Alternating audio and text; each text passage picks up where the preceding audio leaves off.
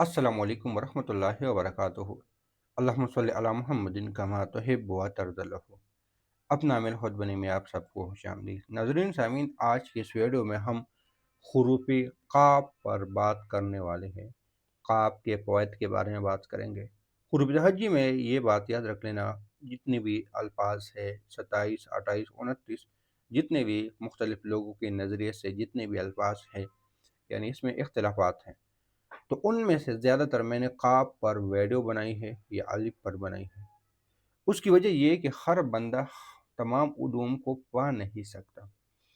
हुरूफ़ क़ाफ़ को ज़ाती तौर पे चिल्ला कशी या ज़ाती तौर पे इसके तजर्बात या ज़ाती तौर पे इसके अलग-अलग चिल्ले की हैं, तो हर बंदा अपने लिए इनमें से कोई एक पकड़ता है, फिर उसके मुख्तलिफ चिल्ले होते हैं। मैं एक सीरीज़ जो चला रहा हूँ हुरूफ़ तहज्जी का, ये सारा एक सीरीज़ है, लेकिन आपने किसका इंतखाब करना है ये आप पे मुश्तमिल है। अब क़ाफ़ की तरफ आता हूँ कि ये ज़ालिम के घर में ये नक़श दफ़न करने से ज़ालिम तबाह हो जाएगा। अगर ख्वाब बंदी के लिए दुश्मन का नाम लिखकर वज़न तले दबा दिया जाए तो ये नक़श फ़ायदेमंद साबित होगा इंशाअल्लाह ताला।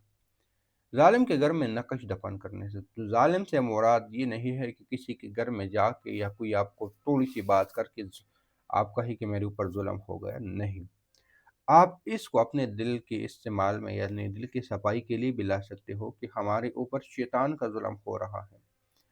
ख्वाबबंदी के लिए, वसाविस के लिए, बुरे ख़यालात के लिए, नज़र-ए-बद के लिए, ऐसे तमाम तर चीज़ों के लिए भी ये इस्तेमाल में ला सकते हो। ख्वाबबंदी में आप यहाँ पे इब्लीस का नाम लिख सकते हैं, या आप यहाँ पे अपने नफ्स अम्मारा का तज़किरा कर सकते हैं, या अपने तसव्वुर कर सकते हैं कि इस तरह ये हो जाए। कहने का मतलब ये है कि हम खुद पे जो जुल्म करते हैं, अपने आप के लिए भी ये इस्तेमाल में ला सकते हैं। दूसरा, हुरूफ़ क़ाफ़ के बहुत ज़्यादा अमाल मैंने बताए थे, क्योंकि हुरूफ़ क़ाफ़ का कुछ उलूम, कुछ इल्म, कुछ राज़ ऐसे थे जिसका पता चला था, जिसके बारे में सुना था। तो हुरूफ़ क़ाफ़ के मेरे पास चिल्ले 5-6 तरीके से चिल्ले हैं। एक क़ाफ़ सिर्फ़ कागज़ पे लिखने वाला, ज़ाहिरी आँख, बातिनी आँख बोलने के लिए चिल्ला है। एक क़ाफ़ वल क़ुरआनिल मजीद का चिल्ला है, जो कि कोहे क़ाफ़ के जो हूरे है उसको बुलाने, हूरे नहीं, जो उसकी जिन्नात मुवक्किलात है उसको बुलाने के लिए इस काम में आता है। कोहे क़ाफ़ वल क़ुरआनिल मजीद खुलासी के लिए या इस तरह हाज़रात के लिए, ऐसे बहुत सारे अमाल में ये क़ाफ़ आता है।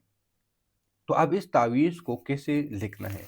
इस तावीज़ का लिखने का तरीक़ाकार ये है कि ये सामने आपको मैं एक चाल दिखा रहा हूँ। ये चाल है, सोलवे का चाल है, आछी चाल है।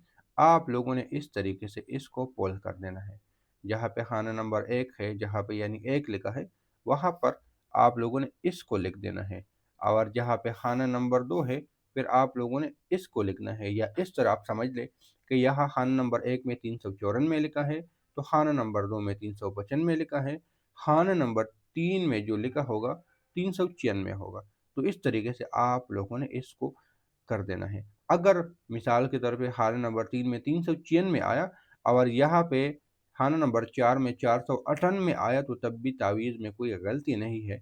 बाज़ आप आदात आपस में मिलते नहीं है, तो हम उसका एक हिस्सा आगे-पीछे करके नक़श की चाल को पूरा कर देते हैं। उस चाल को समझने के लिए फिर आप लोगों को क्या करना चाहिए कि इन हिस्सों को जमा कर देना है। कि अगर सारे आपस में सेम आते हैं, मिसाल के तौर पे 500 यहाँ, 500 यहाँ, 500 यहाँ, 500 यहाँ, हर तरफ से एक जैसा हिस्सा अगर नज़र आए, निकल आए, तो समझ लें कि ये आपकी चाल सही है, आपकी तावीज़ सही है, आपका नक़श सही है।